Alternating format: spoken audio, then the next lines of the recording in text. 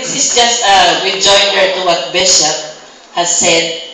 So, by virtue of my being as a since you have accepted the sacrament, I'd like you to know that the sacrament is not just for a certain length of time, but is received for life unless nullify is shown, which means that there never was a marriage from the very beginning. When you marry through the sacrament, it's not just the two of you getting married. Realize that there are three of you. The two of you and Jesus entering into that union or covenant. That's precisely why what you have entered into is not just a contract, but a covenant. That's the second thing that I'd like to say, that your marriage is a covenant, not a contract. Just as God continues to love us because of His covenant with us. We remember that God loved us so much that He gave His only Son for us. And He took a lot of sufferings for the sake of the others, for all of us. And that is real love, loving for the good of the other. That is precisely how Jesus explains His love in the next line of the Gospel, which says, "No one has greater love than this, to lay down one's life for one's friends." From John 15, verse 13. Again and again, we gave God all sorts of reason to turn His back on us, but He kept on loving us because He made a covenant with us, not a contract. Others would say, what is marriage? It's just a contract. We can throw that away and look for another and enter into another contract. You can use all sorts of legal means to wiggle your way out of a contract, but a covenant which you entered into is irrevocable. That is precisely the love of God we see for us in this covenant. Irrevocable. As I've said, there are many ideas of marriage in the world today, but your marriage here today is a sacrament you receive in the Lord. You will be joined to each other in the Lord.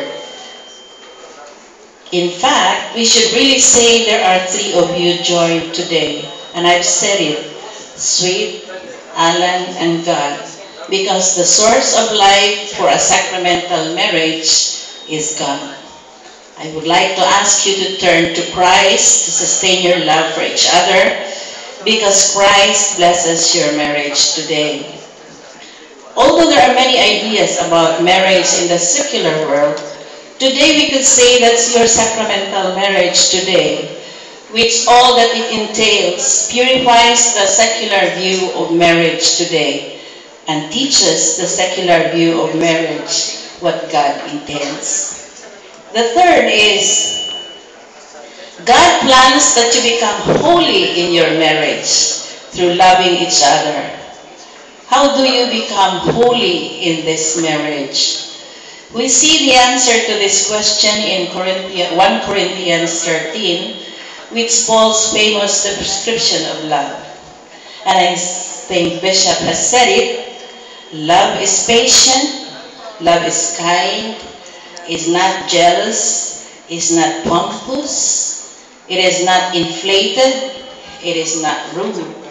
It does not seek its own interests. It is not quick-tempered.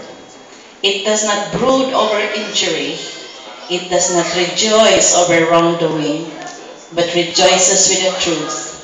It bears all things, believes all things, hopes all things, endures all things. Love never fails.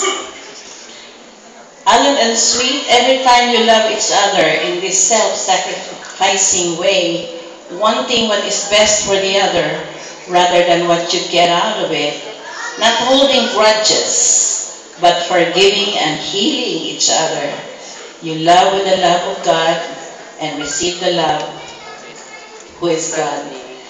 Yes, through this perfect type of love for each other, you give and receive the love of God.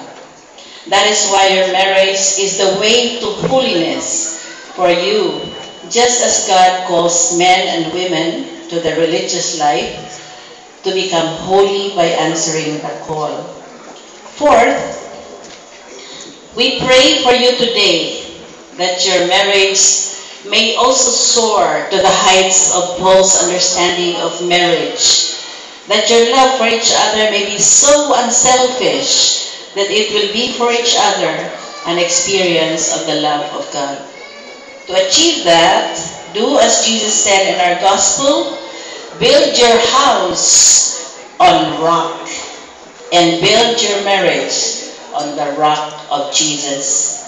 Then when the storms come, as they come to everyone, the house will not fall because it is founded on the rock of Jesus.